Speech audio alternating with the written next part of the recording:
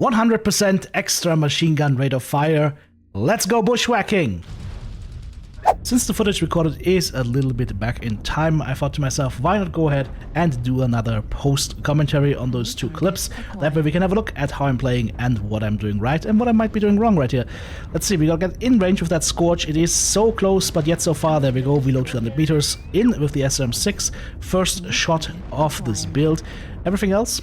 Yeah, this is probably not the map you want to be on, because it's going to be really hard to get close enough to your targets to do your damage, especially if people are up, for example, in the Gulf 5, hillside height here and sniping like I like to do oftentimes. So I'm just trying to see if we can get some push ahead forward. And this Stalker, oh, he's a Kodiak with him, LB10s on the Kodiak, and also, he just took a full salvo to the back, triple SRM6 and the back's not open, so that guy is running paper-thin front armor, and by paper-thin I mean like 30 back armor and whatever is in front, so don't do that, guys, not a good choice. But let's go ahead, do some more damage to him. His side torso almost popped right there. The next time I see him, I will be able to take it out. Ooh. I'm ending up actually not pushing the Kodiak, instead waiting for the Stalker. Don't know if that was the correct move or not, but the Kodiak is also getting some damage from our teammates. That was nice. Still, we find ourselves getting shot by enemies, pushing in from Echo 7 right now. We haven't heard anything about that, teammates haven't said anything, but that's okay. That is where you have to check your radar. You can't depend on the fact whether your teammates are communicating or not, because in Mechwarrior Online your teammates will more often than not communicate. It's something you just have to get used to and try and play around. Or if you find some people that are communicative in matches, either group up with them or get to know them a little bit and communicate whenever you're playing. That way you might make some new friends.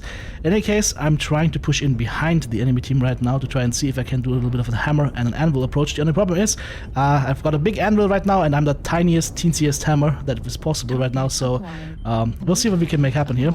That Hunchback to C should be dead if I can get on his CT. Yep, there we go, he pops. Now we can go in on the enemy. Phoenix Hawk was also very damaged, and we grab another kill right here. Not bad, 5 kills over 4.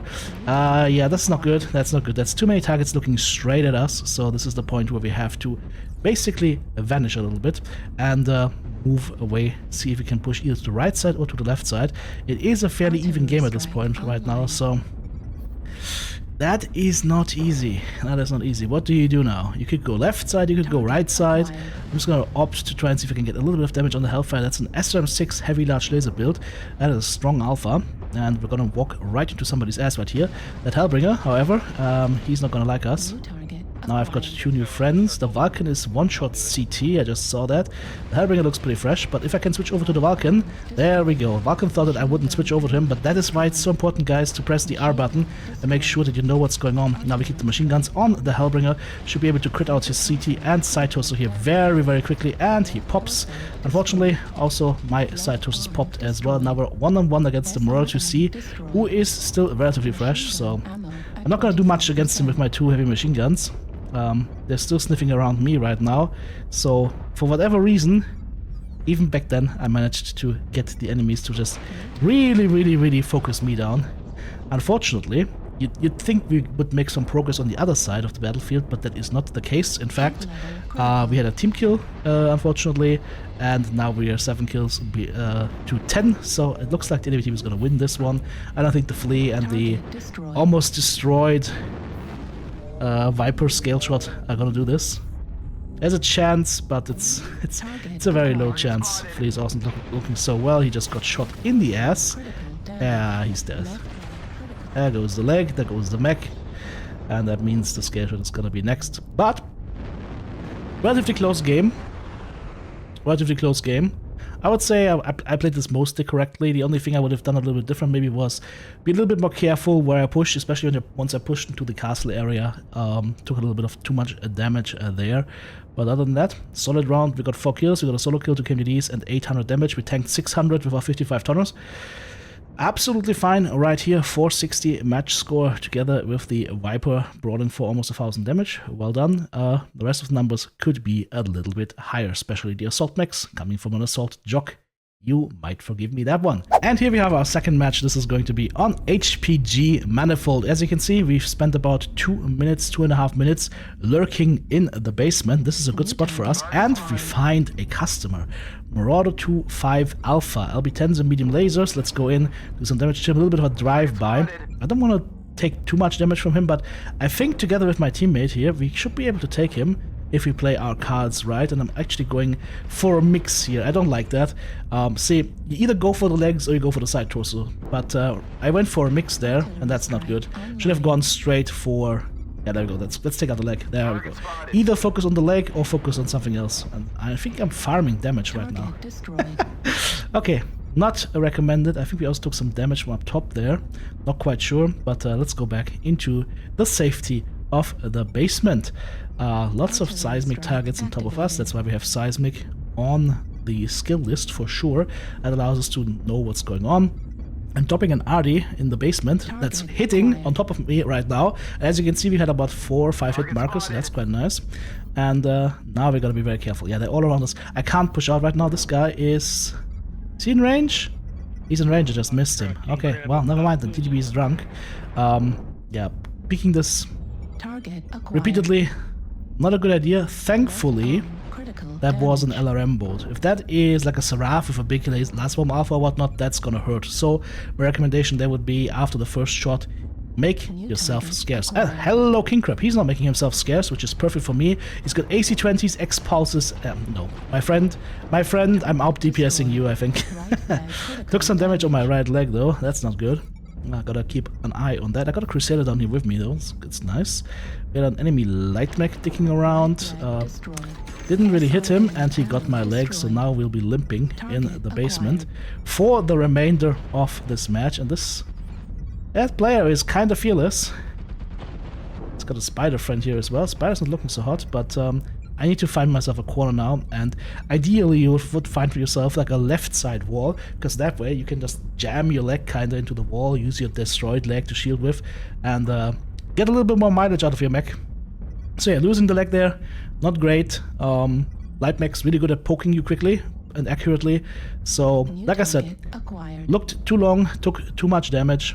Could have maybe gone behind cover a little bit better, taken a little bit less damage from the king crab. So, again, these are all things that you pick up and you learn. And this is me still playing, like, what is that, top 2% or whatnot? But still, there's little things that you can pick up and learn and then improve your gameplay, and that is what you will have to do. And this is going to be super exciting for me because, of course, Battlefield 6 is coming out soon, and I am super happy about that. I'm going to be super happy about playing this game, and in that game, it's also important to keep analyzing what you're doing and what you could have done better, right? So, 6 kills to 6, we're kind of locked right here, down in this spot right now. I can't really do much. I can't chase down these mechs, it's impossible. So the only thing I can do is basically chill here. Maybe use my arm mounts, but ideally speaking, we should just go to the basement. Like, realistically speaking, we should just be in the basement, and we should be fighting out of the basement. These guys can dick around outside, it's fine. But, see, this is just not productive right now. We're just gonna get shot in the back. It doesn't do anything. Like, if you're on the low ground, commit to the basement and try and defend the corners and try and defend the entries, because otherwise you're gonna be very sad. Yeah, I'm also sad right now. The range is not enough to shoot that spider, even though he's so deliciously low health. Teammate took him down, nice. And we also killed another dude, so that's also nice. I'm gonna move to that Echo 4 corner. I'm thinking right now, okay, you know what? The worst thing that could happen is our assaults getting pushed from behind, so I'm gonna try and secure that Echo 5, Echo 4 corner. And looks like all of our friends are having a lot of fun in that Delta 4 corner, and we're just sitting here. Basically, I'm prepared to fight against the push that at this point is just not coming. That's unfortunate, but you know what? Sometimes it happens, and we are just limited in what we can do, right? Lost the leg, so our tactical opportunities were very much limited. I'm slowly crawling out now. Maybe we can catch somebody here on the backside. 11 kills over 8. Team did a good job clearing this one up.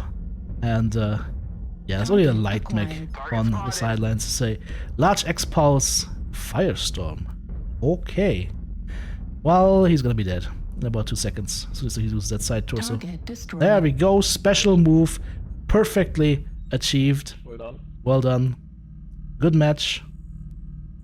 Nice little brawl down there, and then it kind of turned into the one-legged man show, but thankfully I've got a third leg to stand on, so we didn't fall down. Any case, 2 solo kills, actually. 2 assault mech solo kills, 3 KDs, 600 damage done, 5 components. Not a bad little round, 410 match score, which is the highest match score on my team. Hi friends, I'm TTB, and you're watching German Mechgineering. Here we have our build for the Bushwacker X1 on screen. We are rocking a light engine 285 for 83.9 kph of speed.